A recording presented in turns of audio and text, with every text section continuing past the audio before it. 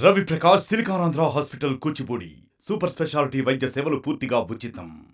అది అనుకుంటే ఎప్పుడు వస్తుంది, నాకు ఏది అవసరం లేదు, మీరందరూ బాగుండాలి అంతే. పిల్లలు చదువుకోవాలి, పేదోళ్ళు బాగుండాలి.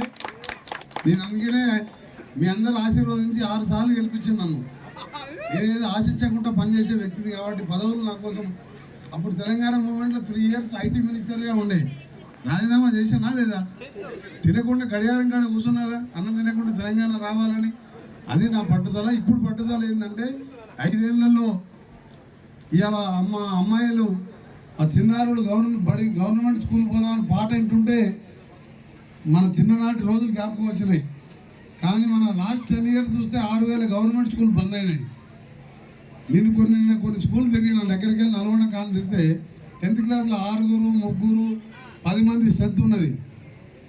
అంటే ఆ వ్యవస్థ నుంచి ఈరోజు మన గౌరవ ముఖ్యమంత్రి గారు జయశంకర్ బడిపాఠాన్ని పెట్టడమే కాదు, ఈరోజు మొదటి రోజే మన స్వయం సంఘాల వారి చేత స్కూల్ రిపేర్స్ కానీ పెయింటింగ్స్ కానీ ఇవన్నీ కూడా 600 కోట్లతో ఒక సంవత్సరంలో దశల వారీగా తెలంగాణ మొత్తం కూడా స్కూళ్ళని గవర్నమెంట్ స్కూళ్ళని మోడల్ స్కూల్గా చేయాలని మా ప్రభుత్వ లక్ష్యంగా మన క్యాబినెట్ మీటింగ్లో అందరం కూర్చొని నిర్ణయించుకున్నాం.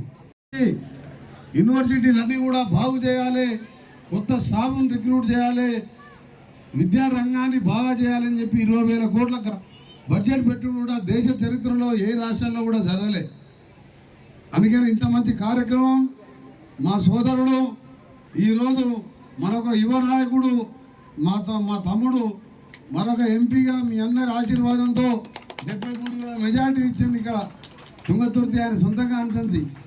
గతంలో నేను ఎంపీగా ఉన్న ఈ ఏరియాలో అప్పుడు టీఆర్ఎస్ గవర్నమెంట్ ఉన్నా నేను తిరగకుండా ఓట్లేసి గెలిపించిండ్రు.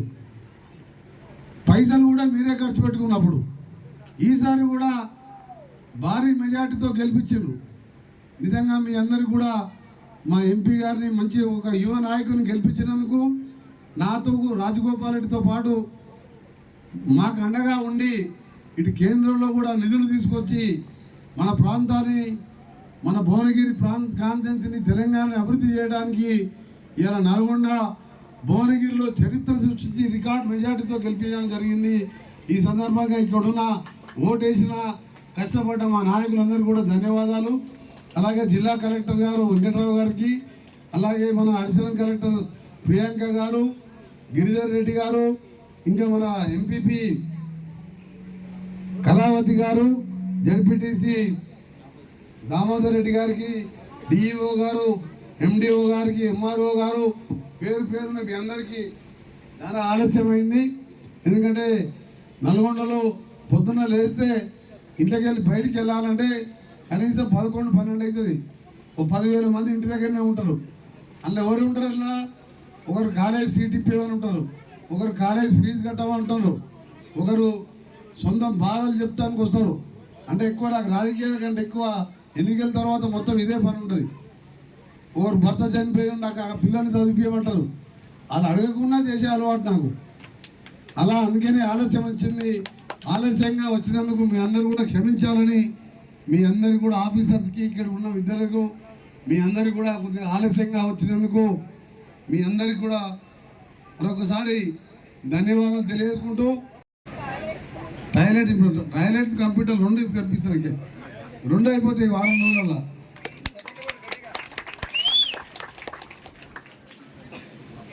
ఈరోజు 3 మాసాల్లో మన ప్రభుత్వం వచ్చిన తర్వాత 95 రోజులకి ఎలక్షన్ కోడ్ వచ్చింది. ఈ 2.5 మాసాల్లో ఎక్కువ అనుకున్న కార్యక్రమాలు చేయలేకపోయిన ఎలక్షన్ కోడ్ కాబట్టి. గతంలో మన ప్రభుత్వం నాకనే మహిళలకు ఉచిత బస్సు మొదలుపెట్టుకొని గ్యాస్ సిలిండర్ కానీ, ఇందిరమ్మ ఇల్లు కానీ ఇవన్నీ కూడా మొదలు పెట్టాలని శంకుస్థాపన చేసుకున్నాం. మీ అందరికీ మరొక హామీ ముఖ్యమంత్రి గారు మేము అందరం మాట్లాడుకొని మీ అందరికీ ఇక్కడ ఉండే తెలంగాణ రైతులకు రుణమాఫీ చేసి 6-7 వాయిదా పద్ధతిలో ఇస్తే బ్యాంకు అని వడ్డీకే పోయింది. అందుకనే ఆగస్టు 15 లోపే చేయాలని ప్లాన్ చేసుకున్నాం. ఇవన్నీ చేస్తూ విద్యారంగాన్ని పటిష్టం చేస్తూ ప్రతి కాన్ఫరెన్స్లో 4,000 3,000 ఇల్లు ఎమ్మెల్యే కోటా కింద, మీ ఎంపీ కోటా కింద కూడా ఇల్లు వస్తాయి. నా మినిస్టర్ కోటా కింద నేను కూడా కొంత ఇల్లు కట్టి తుంగతుర్తి కాన్ఫరెన్స్లో 10 ఏళ్ళకి ఎక్కడ కూడా ఇల్లు కట్టలే. తప్పకుండా నూతనగా మండల హెడ్ క్వార్టర్తో పాటు అన్ని మండల హెడ్ క్వార్టర్లో స్కూళ్ళు ఇల్లు కానీ పట్టణాలు మున్సిపాలిటీ తిరుమలగిరి మున్సిపాలిటీ లాంటి మున్సిపాలిటీలో అభివృద్ధి కార్యక్రమాలు చేయడానికి మా పూర్తి సపోర్ట్ ఉంటుందని చెప్పి మీ అందరికీ మరొకసారి మా ఎంఈఓ గారు కమ్ హెడ్ మాస్టర్ గారికి పిల్లలకు గవర్నమెంట్ స్కూల్ అంటే ఏందో తెలవాలి. ఈరోజు మేము గవర్నమెంట్ స్కూల్లో చదువుకొని ఈ స్థాయిలో ఉన్నాం. మేము ఇవాళ మన ముఖ్యమంత్రి రేవంత్ రెడ్డి గారు కూడా జిల్లా పరిషత్ స్కూల్లోనే చదువుకున్నారు. జిల్లా పరిషత్ స్కూల్లో చదువుకున్న చాలామంది వాళ్ళు ఐఏఎస్ ఐపీఎస్లు కూడా అయినారు. కానీ ఇంగ్లీష్ మీడియంతో ఇంకా గవర్నమెంట్ టీచర్లలో ఫెసిలిటీస్ లేక, బాత్రూమ్ లేక, ఫ్యాన్ లేక, బెంచెస్ లేక ఇవన్నీ ఉన్నాయని చెప్పి స్ట్రెంత్ కూడా తగ్గి డ్రాప్అవుట్ అయిపోతున్నారు. పేదవాళ్ళు అయితే కూలీ నాలు చేసి పిల్లల్ని ఇంగ్లీష్ మీడియం స్కూల్లో చదివిస్తున్నాం. ప్రైవేట్ స్కూల్లోనే ప్రభుత్వ విద్యారంగాన్ని బాగు చేయాలని మా ప్రభుత్వం లక్ష్యంగా పెట్టుకొని 10% అంటే 22,000 కోట్ల బడ్జెట్ పెట్టాం మేము ఈరోజు. అందుకనే మీ టీచర్ల బాధ్యత ఎక్కువ ఉన్నది, పిల్లల మీద వసతులు కల్పించే బాధ్యత మాది, చదువు చెప్పే బాధ్యత మీది. మీరు మీ సొంత పిల్లల్లాగా భావించి ఆ పిల్లలని చదువులో బాగా ఉంటేనే తప్ప మన రాష్ట్రమైనా దేశమైనా బాగుపడదు. చదువు లేకుంటే ఎప్పుడు చూసినా ఇదే దాని మీద ఉంటాం మనం. అందుకనే పిల్లలకు చదువు మీద ఇంట్రెస్ట్ వచ్చే విధంగా మీరు కూడా కొంత సమయాన్ని వెచ్చించి విద్యా బోధనని, ముఖ్యంగా స్కూల్ విద్య నుంచే వాళ్ళకు ఒక ఫౌండేషన్ లాగా ఉండాలని మీ అందరికీ కూడా డిఈఓ గారికి స్పెషల్గా ఇంట్రెస్ట్ చూస్తూ గవర్నమెంట్ స్కూల్లో 10th క్లాస్లో కూడా ఫెయిల్ తక్కువ. మీ పర్సెంటేజ్ ఎంత వచ్చింది డిఓ గారు? 10th క్లాస్ ఈ స్కూల్లో కాదు, జిల్లాలో. Very good, congratulation. ఒక దగ్గర ఒక జిల్లాలో 60% ఉంది. 10th క్లాస్ పాస్ అవ్వడం పెద్ద పని, ఒకరోజు చదివితే పాస్ కావచ్చు. అంటే చదువు చెప్పే విధానం కూడా ఉంటుంది. ఇంకా నేను గ్రామ పంచాయతీ బిల్డింగ్ కూడా చూసి పాత ఉందంటే ఇక నీకేమొద్దులే బర్డెన్ అని చెప్పి నేనే నా కొడుకు పేరు మీద ప్రతీక్ ఫౌండేషన్ మీద 30 లక్షలతో గ్రామ పంచాయతీ బిల్డింగ్ కూడా కట్టిస్తున్నాను. ఇవాళ మీ ఊరికి బడిపాటకు మినిస్టర్ అయినంగా నా సొంత కాన్స్టిట్యున్సీ అంటే నా ఎంపీగా ఉన్నప్పుడు ఎంతో ఆదరించి గెలిపించిన నూతనకాలం మండల హెడ్ క్వార్టర్ నూతనకాలం కాన్స్టిట్యున్సీకి మన తుంగతుర్తి కాన్స్టిట్యున్సీ సంబంధించి మొదటిసారి వచ్చాను కాబట్టి తప్పకుండా కలెక్టర్ గారు ఏమన్నా నేను 10 కంప్యూటర్లు హైదరాబాద్ ఫోన్ చేసి మా పిఐకి ఆర్డర్ ఇస్తున్నా సాయంత్రం వరకు ఇక్కడ ఉండాలని. కలెక్టర్ గారు ఏమన్నారంటే 10 కంప్యూటర్స్ మా దగ్గర ఉన్న ఫండ్స్తో ఇస్తాను సార్, సాయంత్రం వరకు స్కూల్కి తెప్పించి పెడతాను డెల్ కంపెనీ అని చెప్పినందుకు కలెక్టర్ గారికి కూడా ధన్యవాదాలు తెలియజేసుకుంటూ, ఎట్లా నేను 10 కంప్యూటర్లు ఇప్పిద్దాం అనుకున్నాను కాబట్టి ఈ స్కూల్లో పిల్లలకు వాళ్ళకు ఒక సపరేట్ రూమ్తో పాటు ఇంకా ఎక్స్ట్రా టాయిలెట్స్ కట్టడానికి 10 లక్షల రూపాయలు ఇప్పుడే గిరిధర్ గారి అకౌంట్లో హైదరాబాద్కి వెళ్ళి ట్రాన్స్ఫర్ చేయించిన. ఇది నా మినిస్టర్గా మొదటిసారి విజిట్గా వచ్చిన కానుక. నెక్స్ట్ టైం వచ్చినప్పుడు నా సుఖంగా గవర్నమెంట్ పరంగా ఇటుకల పాటు ఉన్నది, ఇప్పటికీ డాంబర్ రోడ్ లేదు. చాలా ఊళ్ళో కూడా R&B రోడ్స్ లేవు. ఏమైనా ఇసుక బండ్లు నడిచి ఆఖరికి ఉన్న రోడ్లన్నీ కొట్టుకుపోయినాయి. అందుకని తప్పకుండా మొన్ననే 75 కోట్ల రూపాయలు తుంగతుర్తి కాన్స్టిట్యున్సీకి R&B నా డిపార్ట్మెంట్ ద్వారా పెట్టడం జరిగింది. మళ్ళా రేపు 22వ తారీఖు రోజు బడ్జెట్ మీటింగ్ ఉన్నది. ఆ తర్వాత ఓట్ ఆన్ అకౌంట్ బడ్జెటే మనం పెట్టుకున్నాం. Regular budget next month first వీక్లో అసెంబ్లీ సెషన్ ఉంటుంది.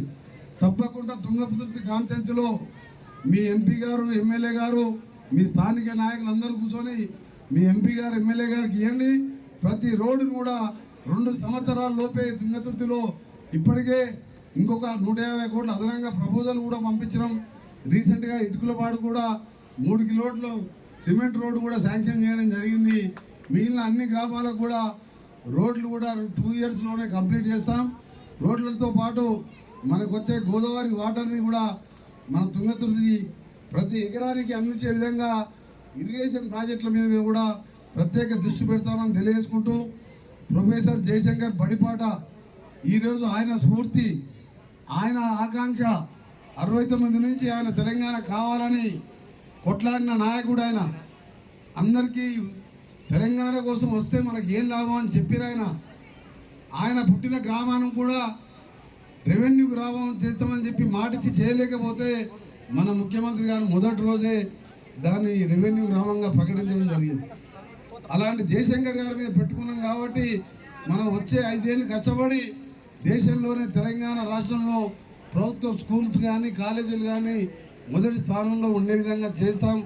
అందుకు మంత్రిగా నా బాధ్యతతో పాటు కలెక్టర్లు, additional collector, joint collector, officers అందరం కూడా ఇది ఒక బాధ్యతగా తీసుకొని పని చేసినప్పుడే సక్సెస్ చేయగలుగుతాం.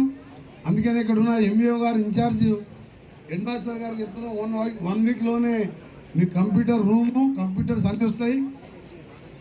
9th క్లాస్ 8th క్లాస్ నుంచి 9th 10th వరకు బేసిక్ కంప్యూటర్స్ నేర్పించే విధంగా అందరూ నేర్చుకుంటారా? మీరు ఇంట్రెస్ట్ ఉన్నది దాన్ని నేర్చుకోవాలని.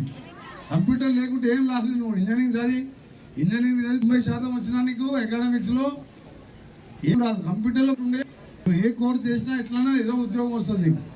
అందుకనే రేపు కంప్యూటర్ కూడా వారం రోజులు ఏర్పాటు చేపిస్తున్నాను. మీకు హాల్తో సహా అవుతుంది. హెడ్ మాస్టర్ గారు మీరు ప్రైవేటు టీచర్స్ని అపాయింట్ చేయండి. ఇంత మంచి కార్యక్రమం ప్రొఫెసర్ జయశంకర్ గారి బడిబాట కార్యక్రమానికి పార్లమెంట్ సభ్యునిగా ఎన్నికైన తర్వాత మొట్టమొదటిసారిగా నా సొంత నియోజకవర్గం తుంగతుర్తికి ఇంత మంచి కార్యక్రమానికి రావడం అంటే నాకు చాలా సంతోషంగా ఉంది. ఎందుకంటే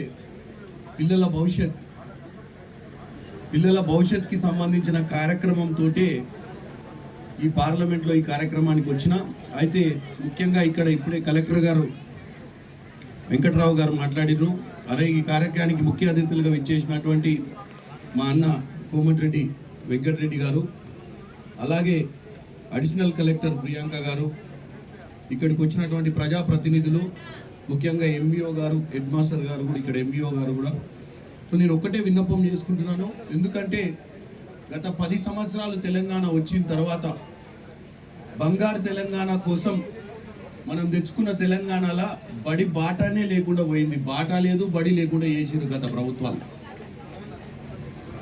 అప్పో సప్పో చేసి పిల్లల భవిష్యత్ కోసం తిన్నా తినకున్నా తల్లిదండ్రులు ప్రైవేట్ స్కూళ్ళలో చదివియాలన్న ఒక ఆలోచనకు వచ్చింది. ఎందుకంటే గవర్నమెంట్ స్కూల్ని నిర్వీర్యం చేయడం జరిగింది గతంలో.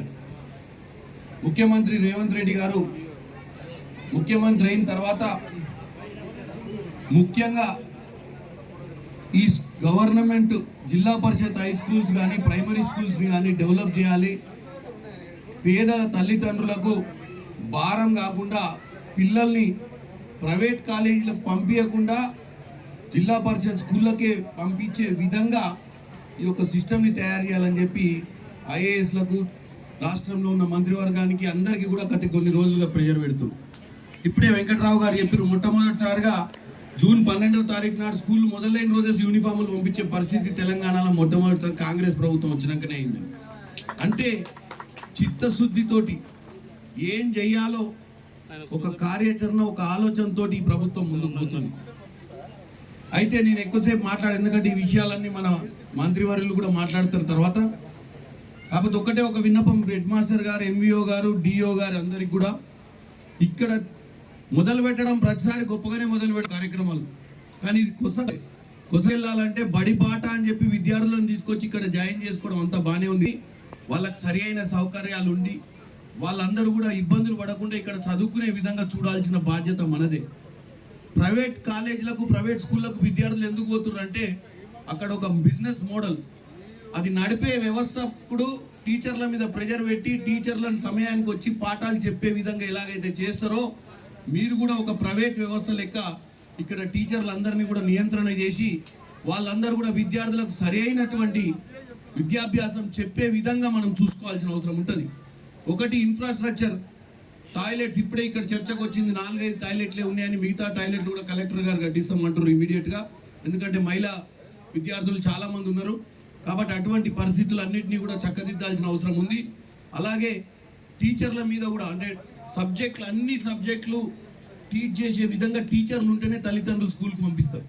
కాబట్టి అందరు టీచర్లు ఉండ్రా, అందరు టీచర్లు వస్తుర్రా, అందరు టీచర్లు కూడా ఈ విద్యార్థులు ప్రైవేట్ స్కూళ్ళను మర్చే విధంగా వీళ్ళకి ఈ సంవత్సరం మనం పాఠాలు చెప్తేనే వచ్చే సంవత్సరం రిక్రూట్మెంట్ ఉంటుంది. లేకపోతే ఈ సంవత్సరం మనం ఇంత చేసి ఇంత హైప్ క్రియేట్ చేసి ఈ సంవత్సరం సరి అయిన నియంత్రణ జరగకపోతే వచ్చే సంవత్సరం మళ్ళీ బడిబాట సక్సెస్ కాదని తెలియజేస్తూ మీ అందరికీ కూడా ఒకటే విన్నపం సార్, మీరు ఒక ప్రైవేట్ యాజమాన్యం ఎట్లయితే శ్రద్ధ తీసుకుంటుందో అదే విధంగా మీరు శ్రద్ధ తీసుకొని పాఠశాలలు నడపాలని కోరుకుంటూ ఈ యొక్క అవకాశం ఇచ్చినందుకు మీ అందరికీ కృతజ్ఞతలు తెలియజేస్తూ సెలవు తీసుకుంటున్నాను. అందులో 10,000 కోట్లు నువ్వు తిన్నావని చెప్పి జగదీష్ రెడ్డి గారిని, ఈ ప్రభుత్వాన్ని నేను ఆ రోజు అసెంబ్లీలో రికార్డు పరంగా గట్టిగా వాకుగాను ఆధారాలతో చూపిస్తే మా ముఖ్యమంత్రి గారు రూమ్లో ఉన్నవారు బయటకు వచ్చి ఎమ్మెల్యే నువ్వు మా అన్న చెప్పింది వెంకటరెడ్డి గారు చెప్పింది కరెక్టు, ప్లస్ నువ్వు దమ్ముంటే విచారణ చేసుకోమని చెప్పి ఇప్పుడు నీ ఎమ్మెల్యే అప్పుడు ఆ పనికిరాని మంత్రి జగదీష్ రెడ్డి గారు నీ దమ్ముంటే వేసుకో ఎంక్వైరీ, నీ దమ్ముంటే వేసుకో అని చెప్పి అంటే దమ్మే ఉంది.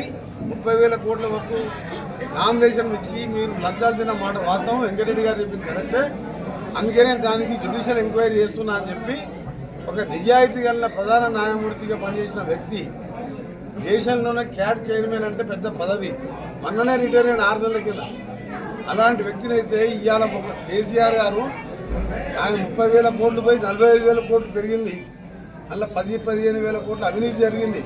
సబ్ కలెక్టర్లన్నీ టీఆర్ఎస్ అప్పుడు పవర్ మినిస్టర్గా ఉన్న జగదీష్ రెడ్డి వాళ్ళ ఎమ్మెల్యేలు ఒక్కొక్కరు 500 కోట్లు సంపాదించిన దాని మీద నేను ఆధారాలు సహా అసెంబ్లీలో చూపించిన తర్వాతనే ముఖ్యమంత్రి గారు ఇంటర్ఫేర్ అయ్యి కరెక్టే మా మినిస్టర్ గారు చెప్పింది దాని మీద నువ్వు వేసుకోతున్నావు కదా, వేస్తున్న కమిషన్ అని వేసింది. వేస్తే ఇవాళ జూన్ 30 కూడా సమాధానం ఇస్తుందని చెప్పి ఇవాళ కమిషన్ మీద నమ్మకం లేదు, కమిషన్కు లేదు, నేను రాను, కమిషన్ అసలు నాకు రద్దు చేయాలి అంటే ఎక్కడ పోతుంది ప్రజాస్వామ్యం? ఒక ప్రధాన న్యాయమూర్తిగా పనిచేసిన వ్యక్తి, నిజాయితీ మారుమేరుగా మద్దలేని వ్యక్తి, ఆయన జడ్జిమెంట్ దేశంలోనే చారిత్రాత్మకమైన జడ్జిమెంట్ నరసింహారెడ్డి విచారణ కమిషన్ రద్దు చేయాలంట.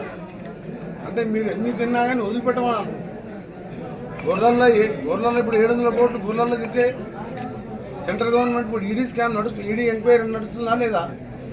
మరిన్ని వీడియోస్ కోసం ఛానల్ ని సబ్స్క్రైబ్ చేయండి, లేటెస్ట్ అప్డేట్స్ కోసం వాట్సాప్ ఛానల్ ని ఫాలో చేయండి అండ్ లింక్ డిస్క్రిప్షన్ లో ఉంది.